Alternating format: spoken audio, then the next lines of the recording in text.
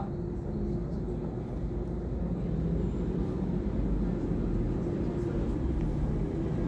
Más 0,50. Y el otro valor, pues, podemos dejarlo en el -2 o que incluso como 2,50, 3, ¿sí? Pero lo que me importa sobre todo es que ustedes identifiquen que en este caso, este paciente se le afecta uno que ya estaba bajito. En este caso miramos el positivo por lo que tiene una Yo soy grande, El negativo. Sí, digamos que la indicación principal de la adición positiva es que el paciente tenga endodesviaciones. De ahí se parte. Ahora, las acomodaciones relativas positiva y negativa, ¿cómo se van a ver afectadas?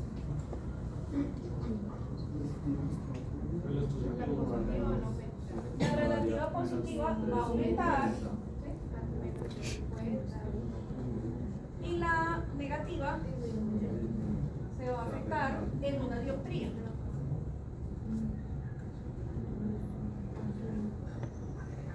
Bueno, el lag de acomodación. Yo una inquietud. Porque si, por ejemplo, digamos que yo la pues no, se supone que si yo le pusiera un lente sería como de 0,25 quedaría como neutralizar la sombra, que es como digamos la adición.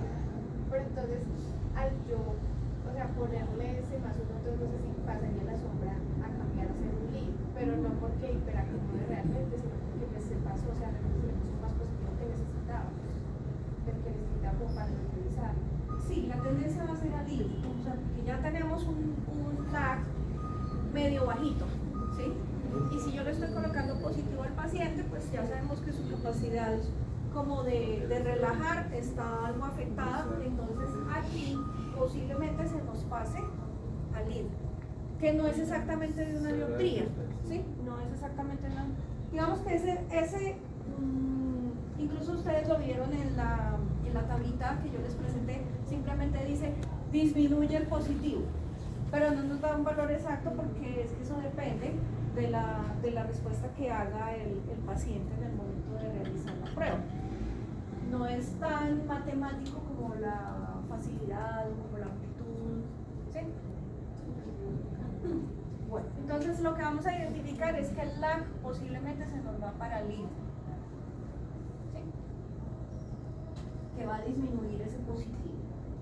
Ahora, vamos con las reservas funcionales. Tenemos las reservas funcionales negativas y positivas, las de visión cercana. ¿Qué alteración, qué cambio vamos a presentar? ¿Cuáles van a mejorar y cuáles se van a empeorar?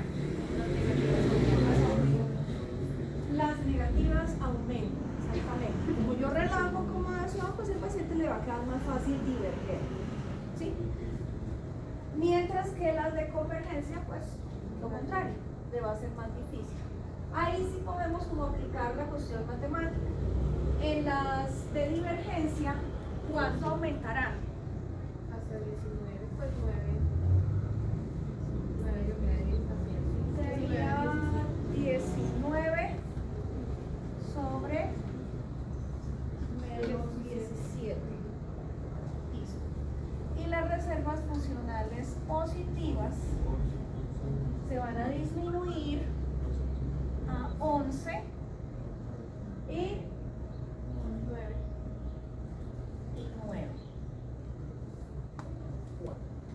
Ok. Entonces, algo que nosotros debemos asociar importante es esto con esto, ¿sí?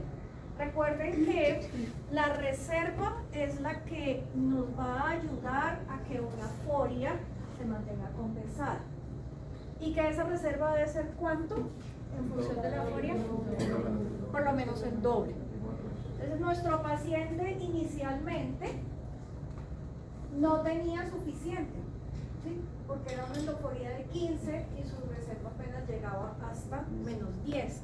Pero aquí ya logramos como equilibrar eso un poco más, porque ahora la foria es de 6 y esta reserva ya está en casi 20, ¿sí? O sea, 6 por 2, 12, ahí tendríamos suficiente. Entonces hay que sopesar esos beneficios y esos no tan benéficos cambios, porque como vimos, hay algunos que van a empeorar. Digamos que eso es lo que uno maneja y piensa cuando tiene un paciente donde la relación acomodación-convergencia le puede servir para manipular algunas cosas. En los pacientes pediátricos con miopía se ha identificado que ellos tienden a tener pobres acomodaciones, a tener lags muy altos, y que especialmente esos pacientes que tienen problemas acomodativos y que hacen endoforia tienden a progresar más rápidamente en la miopía. Entonces, uno de los abordajes que se puede hacer en la miopía es también desde el punto de vista de manipular la parte de visión binocular y acomodativa. Por ejemplo, algo que yo con mis pacientes miopes hago de rigor es evaluar el lag de acomodación. Porque como les decía, si el paciente tiene, a pesar de ser miope, tiene un lag de acomodación, obviamente con la corrección, ¿no? Tiene un lag de acomodación alto, quiere decir que ese paciente está en mayor riesgo de progresar en su miopía. Entonces, ¿qué tengo que hacer? Mirar esa posibilidad de que tal vez tenga que poner una adición. Pero ustedes saben que se puede manejar con adiciones, por ejemplo, con los lentes de contacto multifocales, se puede manejar con atropina, pero entonces hay que ver eso. Si yo tengo un lag alto y voy a aplicar una atropina,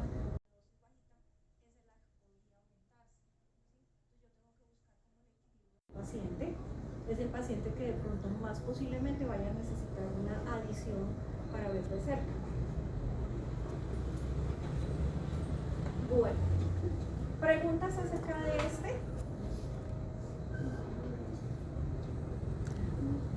Yo los vi como centraditos, pero no sé si hay alguno que tenga alguna duda en especial para que la aclaremos de una vez.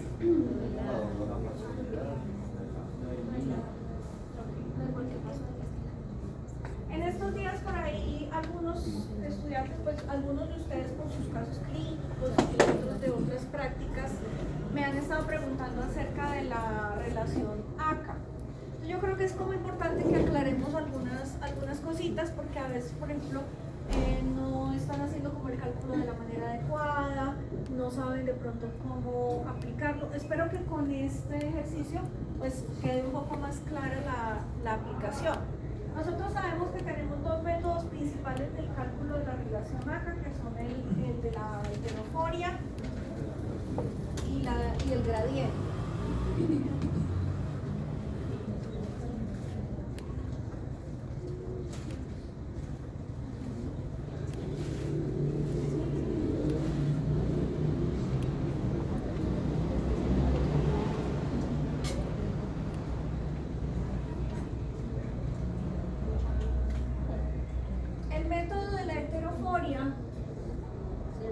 Se basa en la foria que tiene el paciente en visión lejana y visión próxima.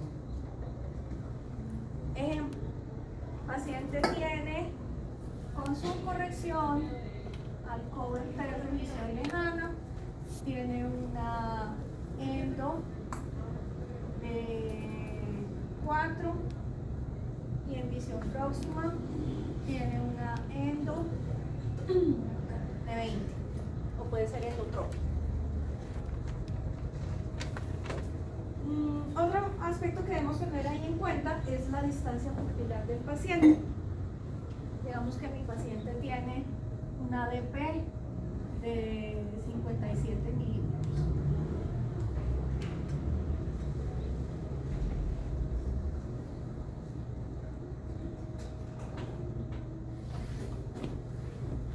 Y que la distancia de fijación para la foria de cerca fueron los 40 centímetros. Entonces, ¿cómo calculamos ahí a través del método de la heteroforia el ACA?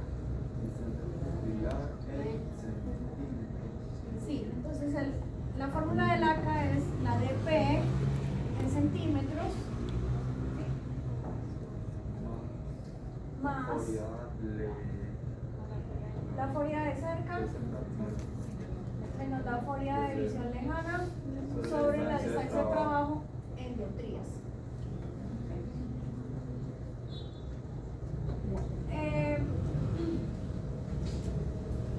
Hay que tener en cuenta que tanto en el método del gradiente como en el método de la heteroforia, las exoforias siempre serán negativas y las endos positivas, porque esa ley de signos ahí es muy importante.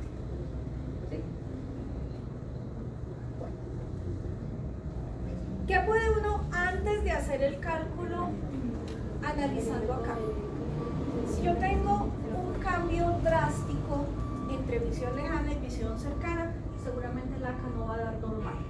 ¿Sí? Y si es el caso de una endo que aumenta bastante de cerca, pues seguramente la ACA va a dar alto. ¿Sí? Pero si fueran parecidas, Son muy parecidas entre lejos y cerca. Digamos que la ACA podría estar normal. Sí, me daría como una ACA normal. Esta fórmula tiene un factor de error y es la distancia pupilar. Porque si el paciente tiene una distancia pupilar muy grande, va a tender a dar ACAs altos. ¿Bien? Y por el contrario, si la distancia pupilar es más bien pequeña, pues ahí entonces puede dar tendencia a ACAs bajos. Eso es importante tenerlo presente, porque es un factor anatómico que pues no puedo cambiar. Bien, entonces vamos a hacer el cálculo. Aquí tendríamos una distancia pupilar de 5.7 que le vamos a sumar. Tenemos la foria de visión cercana, es de 20, menos la de visión lejana, que es de 4. Aquí no tenemos que aplicar ley de signos por lo que todos son endo. Y la distancia de trabajo en dioptría sería ¿cuánto? 2.5. Bueno, entonces 20 menos 4. Aquí tendríamos 16 sobre 2.5. Y eso nos daría ¿cuánto?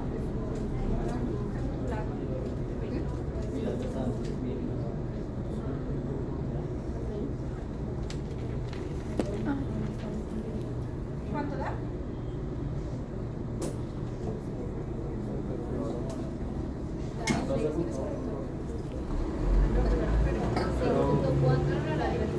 La Esa división 6.4. 6.4. Y entonces aquí nos daría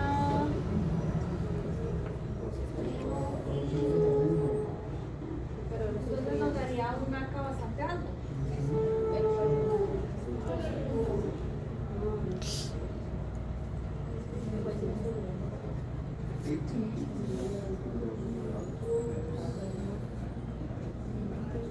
Claro, ella haría un ACA bastante alto. Sin embargo, esto no me garantiza, como es el método de la heteroforia, este no me garantiza que si yo al paciente le pongo una adición, voy a disminuir esa N. ¿Sí? Ahí. Dime. Eso es lo que me está haciendo como mucha Convergencia, exacto. A eso digo. Hay un de pronto un tema que no es muy claro a veces en la literatura, y es que yo puedo tener una desviación que es mayor de cerca que de lejos por dos motivos, en el caso del aire, o porque exagero la convergencia, o porque exagero la acomodación y por lo tanto la convergencia, que no es exactamente lo mismo, porque en el exceso de convergencia yo no puedo manipular con lentes, mientras que el que es por acomodación sí.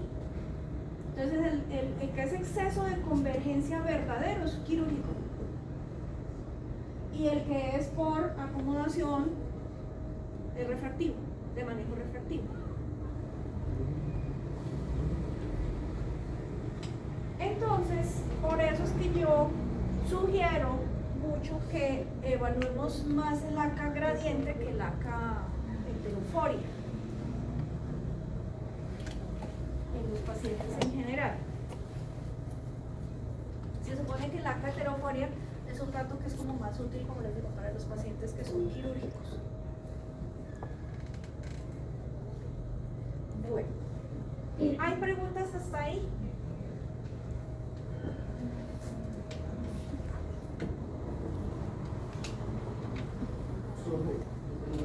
Con eso que se me dijo, que dijo de lo quirúrgico. Cuando es por acomodación es relativo, cuando es por alza, no, por convergencia. Por convergencia, cuando es un exceso de convergencia, generalmente es quirúrgico. ¿Sí? Y digamos la adición en este caso, cuando hablamos tal, por eso sí que tiene relativo. Ese sería refractivo, pero acá gradiente, ¿sí? No acá heteroforia. No necesariamente el de heteroforia cuando el color es positivo te va a disminuir. Entonces, ustedes pueden tener pacientes que yo les comentaba, les pueden dar dos ACAs totalmente diferentes según la técnica que usen. ¿Sí? Porque este paciente, listo, yo la hice con la heteroforia, me dio ACA de 12, pero le puse adición 3 y la foria le cambió 3 primas. Malísima, tiene una ACA bajísima. ¿Sí? Bien. El otro método, entonces, que es el del método del gradiente. Para el método del gradiente, yo voy a tomar solamente la visión cercana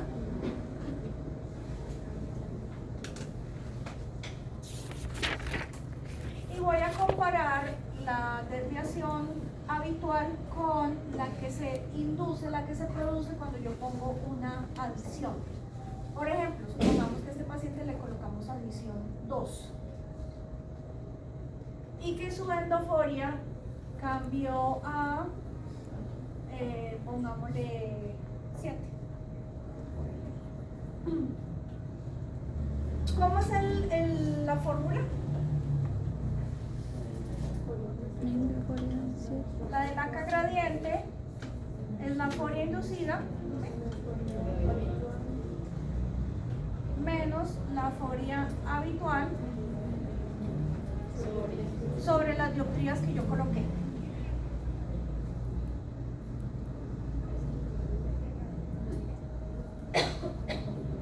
Entonces tenemos foria inducida 7 menos 20 sobre 2. ¿Cuánto nos da eso?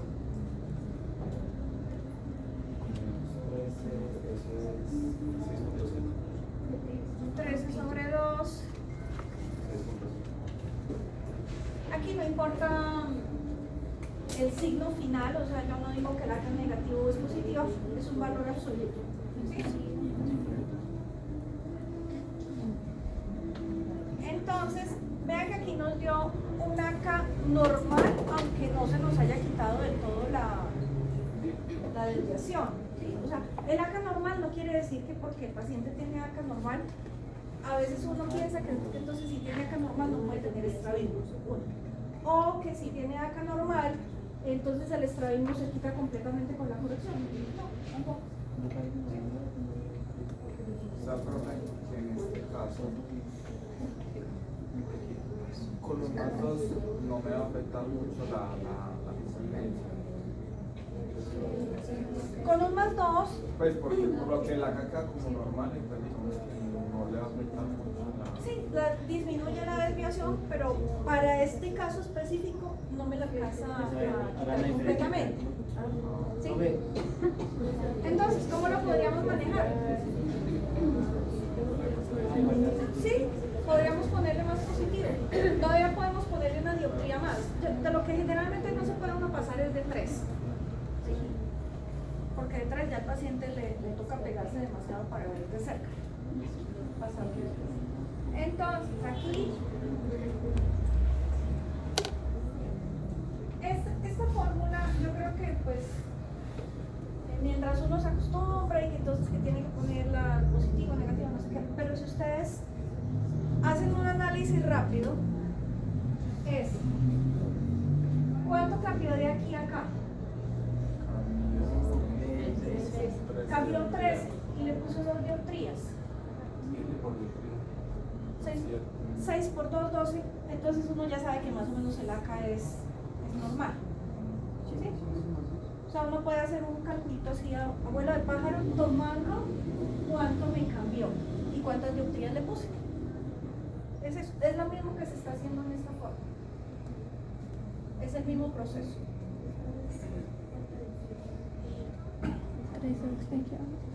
Yo creo que pasa si de pronto hacemos esto mismo, pero el AK no así, sino más elevado. Tendría que cambiar más la foria aquí. Entonces, por ejemplo, el paciente quedó orto. Con la división 2 quedó orto. ¿Cuánto cambió total? 20 dioptrías. ¿Sí? ¿Cuánto por cada dioptría? 10. ¿Y eso sería bueno o malo? Digamos que No es ni bueno ni malo, es como la posibilidad de que puedas utilizarlo para modificar la condición de tu paciente. ¿Sí? Así como puede ser la causa del estrabismo, también puede ser la herramienta para cambiar el problema. Por ejemplo, en los estrabismos de AK alto. ¿Dónde no nos sirve cuando el AK es bajo? Cuando el AK es muy bajo, es muy pobre, no nos sirve. Aunque hay casos de casos. Por ejemplo, un caso real. Una paciente que tal vez yo les comenté hace unos días, paciente de 8 años que tenía una agudeza visual de 20-60 ambos ojos. La paciente le costaba mucho trabajo estudiar, le dolía mucho la cabeza, tenía una endoforia de 15 y una refracción de más 6.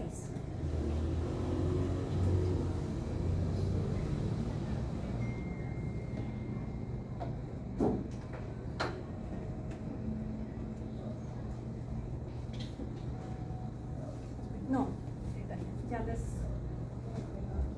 La paciente tenía 8 años, paciente de 8 años, agudeza visual de lejos, ojo derecho 20-60, ojo izquierdo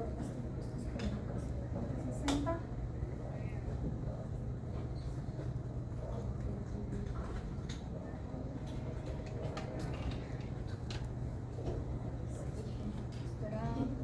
Sin corrección. El cover test en visión próxima, esperen un poco. No, ella estaba en endoforia de cerca. Tenía una endo Y un exceso de de que era como de presencia de 6. Y en Y el del exceso la alto. retinoscopía tenía más 6 ambos ojos, con una agudeza visual de 20-40. Y con esta fórmula, el cover test de visión próxima pasaba a una exotropia intermitente alternante de 15 que le provocaba diplopia. Diplopia. Entonces, una paciente muy sintomática, ella no veía bien, le dolía mucho la cabeza, no podía estudiar y teníamos estas condiciones: muy mala agudeza visual de lejos, con una endoforia y una refracción bastante alta, pero la agudeza visual mejoraba 2 líneas con esa refracción. Al colocarle las lentes y medir la foria inducida, lo primero que la niña dijo fue veo doble. Y cuando le hicimos el cover test, efectivamente nos dimos cuenta que tenía una isotropia de 15 prismas. ¿Cuánto cambió la desviación de la paciente? De 6 a 15. Como vamos de un extremo, como cuando la lensometría, ¿no? Si vamos de un lado para el otro, es un recorrido. Entonces ahí no vamos a restar, sino que vamos a tener en cuenta todo ese recorrido. Serían 15 más 6, 21. Y se colocaron 6 dioptrías. O sea que ¿cuánto cambió por cada dioptría? 21 dividido en 6.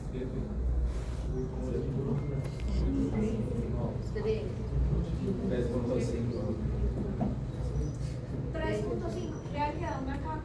normal, ¿sí?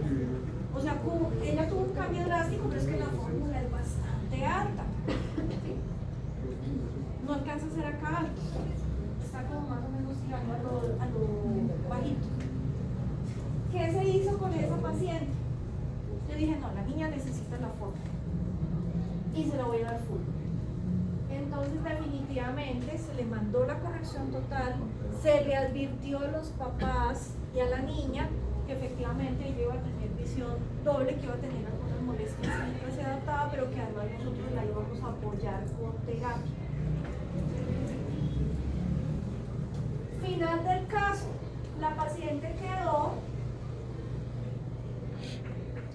al final quedó agudeza visual de lejos con corrección, con ese mismo más 6, ojo derecho 20-25, ojo izquierdo 20-25, y en el cover test la dejamos en una isofonía funcional.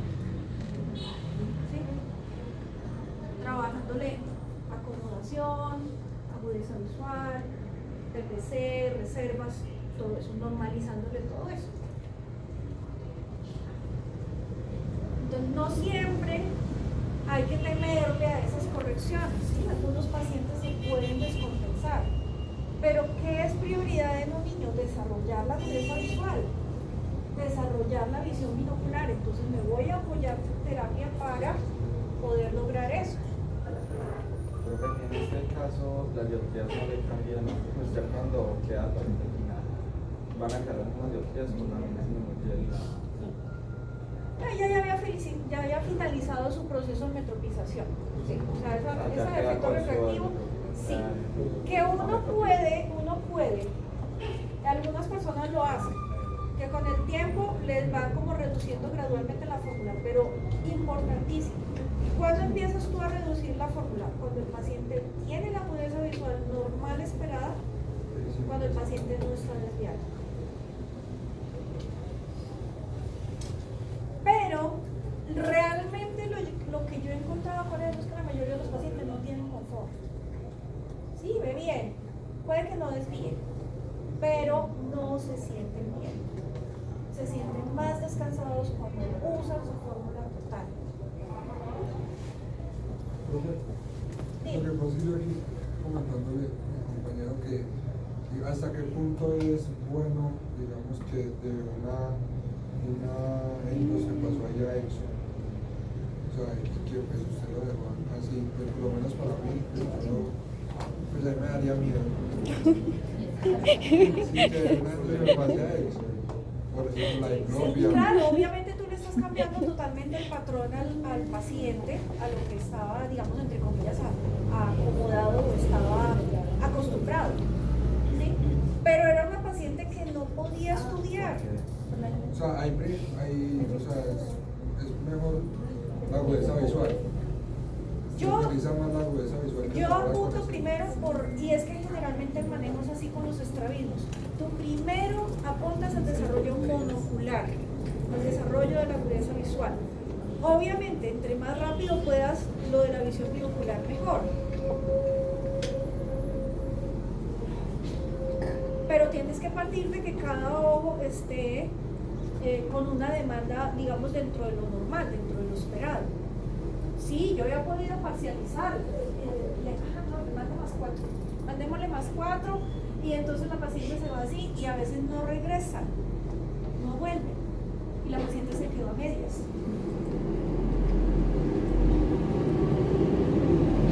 Sí, el peligro con las correcciones parciales es que tú no estás asegurando el desarrollo visual. Es tan agresivo. Ah, Es como tan agresivo la... pero ¿por qué se les mete en la cabeza que esto es agresivo? La paciente lo tiene, yo no me lo estoy inventando. Yo no la estoy... Agresivo se la estuviera hipercorrigiendo.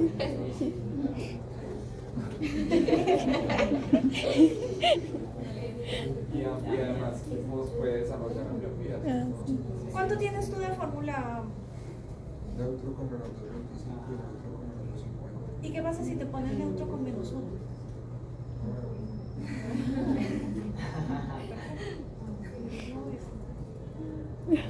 Y no te vas a sentir bien, viendo a medias.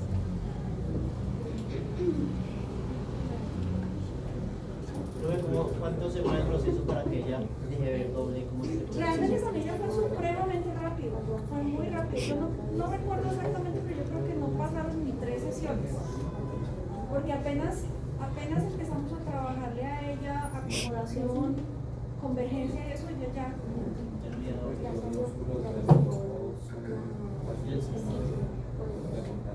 Sí, sí. Y sobre todo la convergencia, porque la convergencia es algo que nosotros más naturalmente podemos hacer. ¿Sí? Cuando es de pronto un poco más difícil, cuando el paciente tiene que aprender a diverger, porque nosotros no relajamos tan fácil. No, a mí que me arranca la para que cabeza. ella desarrolle esa terapia, pues con esa formulación y terapia. Por las plantas de Claro, porque si la dejas así nomás, posiblemente ella por sí sola no supere la diploma. y no por ella los papás. Es un proceso. Sí, es un proceso, pero cuando tú se lo explicas a los papás con seguridad, con conocimiento de causa, cuando tú le dices a las personas es que yo sé que va a pasar esto y esto y esto, entonces eso genera confianza y seguridad. El problema es cuando tú le mandaste las gafas y los papás regresan al control y no, es que nosotros no le pusimos las gafas a la niña porque la niña veía doble. Y tú no explicaste eso. Ay, sí, eso iba a pasar. Ya perdiste el año. Ya perdiste el año. Y también se comparte con parches, ¿cierto? ¿En casa o no? Sí, o por ejemplo usando la función medio por medio. Se puede apoyar en eso. Sí. Por ejemplo, una práctica frecuente que uno encuentra en algunos pacientes es que les ponen, por ejemplo, el paciente tiene anisometropía. Aquí la paciente pues ella tiene isometropía.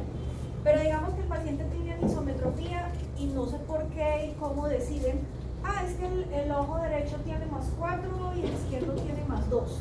Entonces a este pongámosle +2 y el otro dejémoslo con el +2.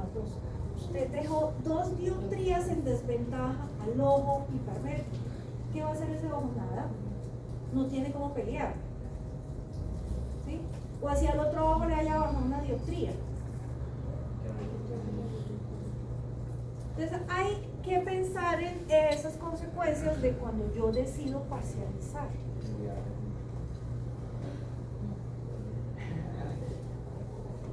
Realmente les da más miedo cuando ponen la full corrección que cuando la ponen parcial. Y debería ser lo contrario.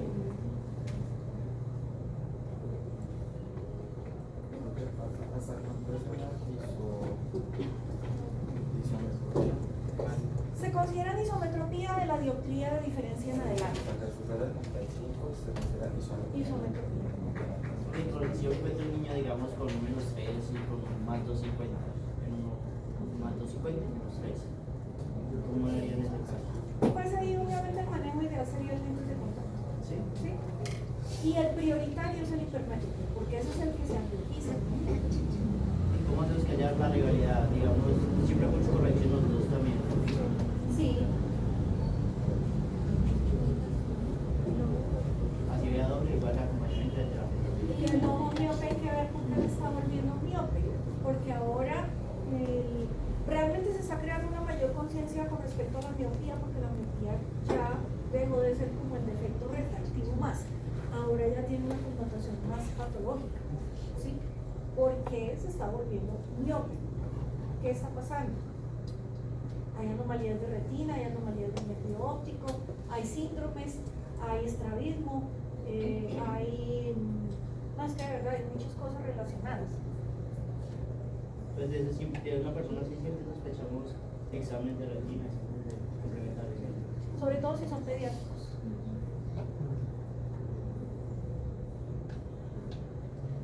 Bueno.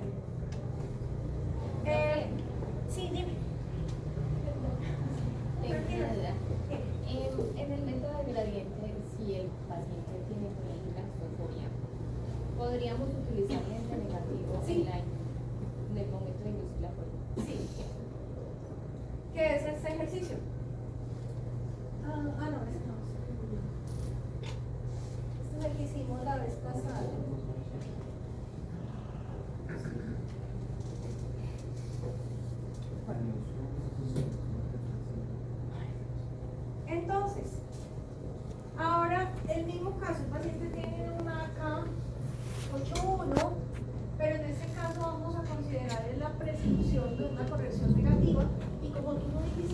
de ahí de entrada tenemos que pensar que la foria de arranque es una exo. Porque no le va a poner negativo a una exo.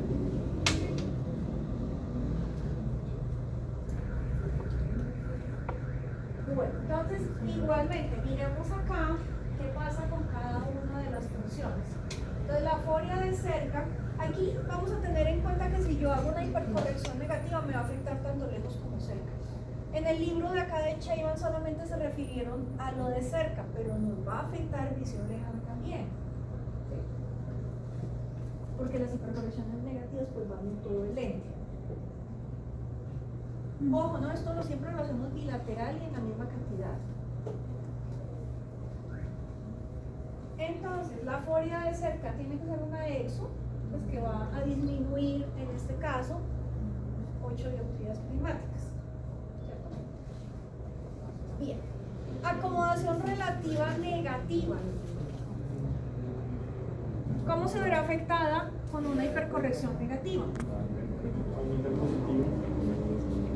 Aumenta el positivo, o sea, esa va a mejorar. ¿Sí? Aumentaría en una dioptría. Y la otra, pues entonces va a disminuir.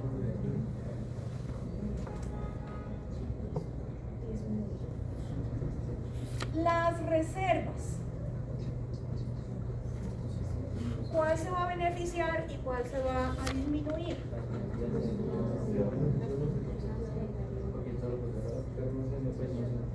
Las de base externa o positivas van a aumentar, más acomodación, más convergencia.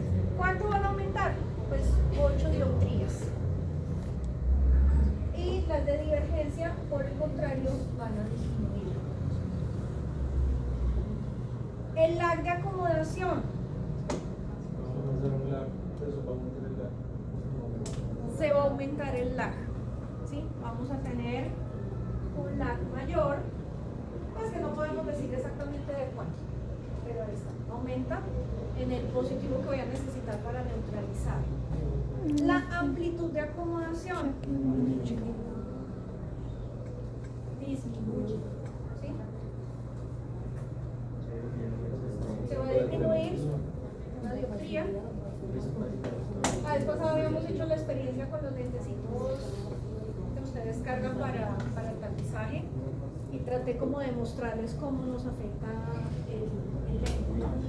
Y en la facilidad acomodativa, mejora el positivo, disminuye el negativo. Entonces, mejor desempeño con el positivo. Perfecto. Vamos a un caso hipotético. Y entonces van a hacerlo ahí, por favor. Paciente de 7 años que tiene una relación AK7-1. Esta es la fórmula que viene utilizando, foria, amplitud, todo lo demás, y le vamos a colocar una hipercorrección negativa. ¿Cómo queda su fórmula y cómo quedan las demás funciones?